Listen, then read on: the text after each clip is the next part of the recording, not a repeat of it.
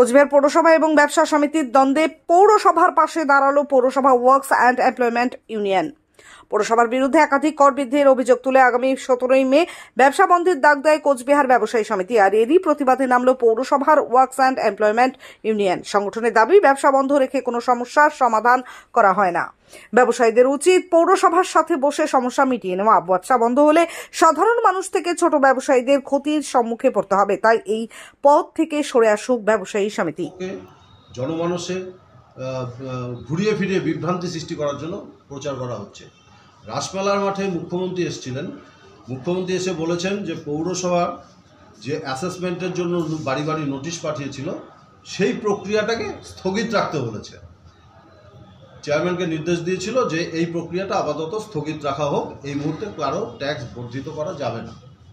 কিন্তু মুখ্যমন্ত্রী কখনোই বলেননি যে পৌর কর আমি মুকুব করে দিলাম। পৌর কর যদি মুকুব করে দেয় তাহলে পৌরসভাটা চলবে কী করে? আপনারা জানেন না হয়তো যে 2001 সন থেকে অনেক কর্মচারীর পেনশন বকেয়া ছিল, গ্র্যাচুইটি বকেয়া ছিল। বর্তমান পৌর বোর্ড আসবার পর গত 2 বছরে আমাদের 2021 সন অবধি সমস্ত অবসরপ্রাপ্ত কর্মচারীদের প্রাপ্য গ্র্যাচুইটির টাকা কিন্তু মিটিয়ে দিয়েছে, পেনশনের টাকা মিটিয়ে দিয়েছে।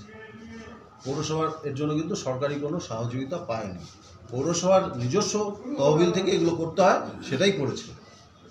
এখনও 2022-23 যারা রিটায়ার করেছে তাদের গ্র্যাচুইটি পেমেন্ট বাকি আছে। এখন যদি এইভাবে মানুষকে বিভ্রান্ত করে যদি পৌরসভার আয়ের পথটাকে বন্ধ করে দেওয়া হয় তাহলে কর্মচারীরা তো নিশ্চয়ই সাফার করবে। আর কর্মচারীরা সাফার করলে তো নিশ্চয়ই কর্মচারীরা আজকে যেভাবে পরিষেবার জন্য ঝাঁপিয়ে পড়ছে পৌরকর্মীরা দিন রাত্রি, তাহলে সেই পরিষেবাটা ব্যাহত হবে। ব্যবসায়ীদের যেটা মেন অভিযোগ সেটা হচ্ছে নামান্তর, মানে এক হাত থেকে আরেক হাত যখন বদল হয় কোনো স্টল, তখন সেইটার যে স্কোয়ার ফিট সেটা আগে 100 বা 200 টাকা নিতে হতো প্রতি স্কোয়ার ফিটে, সেটা এখন 4 থেকে 5,000 টাকা করা হয়েছে। এই যে বিশাল অ্যামাউন্ট যেটা বাড়ানো হয়েছে, এটা নিয়ে মূল অভিযোগ। হ্যাঁ, সেটা নিয়ে তো আলোচনা বসতেই হবে। পৌরসভার সঙ্গে ওনারা আলোচনা বসুন, ওনাদের একটা তো নিশ্চয়ই সাজেশন থাকবে যে এই রেটটা এত ছিল, এত হওয়া উচিত। ওনারা একটা সাজেশন দিক, তারপরে পৌর বোর্ড সিদ্ধান্ত নিক মাঝামাঝি কোথায় গিয়ে কী করা যায়। সেটাই বলছি বারবার করে যে আলোচনার মাধ্যমে সমস্ত সমস্যার সমাধান করা সম্ভব। আপনাদের কি মনে হয় কোথাও যে কিছু পুঁজিপতি ব্যবসায়ী নিজেদের ব্যক্তি স্বার্থে এই বিষয়টাকে টেনে নিয়ে আসছে এতদূর? হ্যাঁ, অবশ্যই হতে পারে, নিজেদের স্বার্থে করতেই পারে। এখন কোচবিহার মিশন হাসপাতালে উত্তরবঙ্গের মধ্যে প্রথম অত্যাধুনিক ফোবিয়া ফ্রি 1.5 টেসলা এমআরআই পরিষেবা। এছাড়াও endoscopy, colonoscopy, ERCP, CT scan, আলট্রাসোনোগ্রাফির মতো গুরুত্বপূর্ণ পরিষেবা রয়েছে। মিশন হাসপাতাল, চকচকা, কোচবিহার। বিশদে জানতে কল করুন।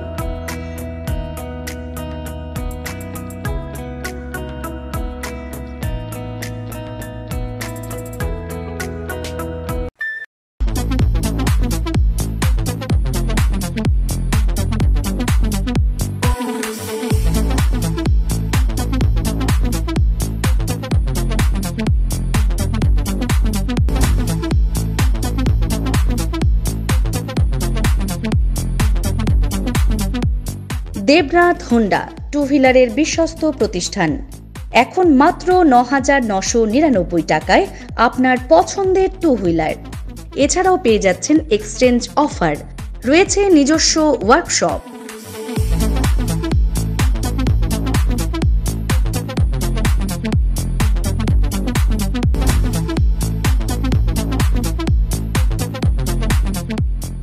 Debnath Honda, NN road, Cooch Behar.